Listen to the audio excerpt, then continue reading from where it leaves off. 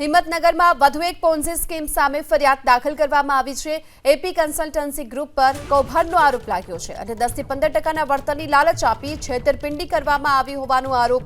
રોકાણકારોના રૂપિયા લઈ સંચાલકો ભૂગર્ભમાં ઉતરી ગયાની ફરિયાદ નોંધાઈ છે। પોન્ઝી સ્કીમના સંચાલક અનિલ પરમાર સહિત કુલ 6 લોકો સામે ફરિયાદ થઈ છે।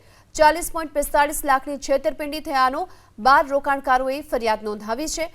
અનિલ પરમાર, નિકિતા પરમાર, હિતેન્દ્ર પરમાર સામે ફરિયાદ નોંધાઈ છે। તેની સામે રણવીરસિંહ પરમાર, સુધીરસિંહ મકવાણા અને કૃપાલસિંહ પરમાર સામે પણ ફરિયાદ નોંધવામાં આવી છે।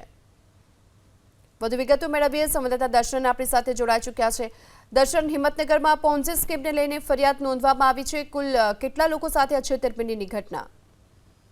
જે પ્રકારે બીઝેડ જે પોન્જી સ્કીમ હતી જે જાહેર થઈને જેના પર કાર્યવાહી થઈ, ત્યારબાદ અલગ અલગ પોન્જી સ્કીમો સામે કાર્યવાહી પોલીસ દ્વારા કરવામાં આવી રહી છે। અલગ અલગ રોકાણકારો જે છે તે રોકાણકારો હવે સામે આવ્યા છે અને અલગ અલગ પોન્જી સ્કીમો પર ફરિયાદો નોંધાવી રહ્યા છે। ત્યારે આજે વધુ એક પોન્જી સ્કીમ સામે હિંમતનગર ગ્રામ્ય પોલીસ સ્ટેશનમાં ફરિયાદ નોંધાવવા પામી છે।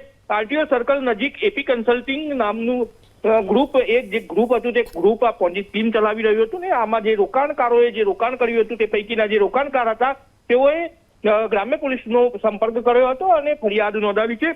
10 થી 15% વળતરની લાલચો આપી અને રોકાણકારો પાસે રોકાણ કરાવ્યું હતું અને પૈસા પરત ન આપતા અથવા તો જે મૂડી હતી તે મૂડી પણ પરત ન આપવાના કારણે જે રોકાણકારો છે તે રોકાણકારો દ્વારા ફરિયાદ નોંધાવવામાં આવી છે।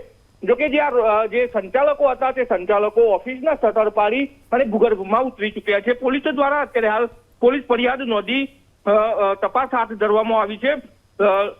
જે હિંમતનગરના ધાણદાના અનિલ પ્રદીપસિંહ પરમાર, તેમના પત્ની નિકિતાબેન, હિતેન્દ્રસિંહ પરમાર, રણવીરસિંહ પરમાર, સુધીરસિંહ મકવાણા અને કૃપાલસિંહ પરમાર સામે ગ્રામ્ય પોલીસ સ્ટેશનમાં ફરિયાદ નોંધાવવા પામી છે। હજુ પણ કેટલીક જે પોન્જી સ્કીમો છે તે પોન્જી સ્કીમો હિંમતનગર શહેરમાં ચાલી રહી છે, તે પણ લોકો અત્યારે હાલ ભૂગર્ભમાં ઉતરી ચૂક્યા છે।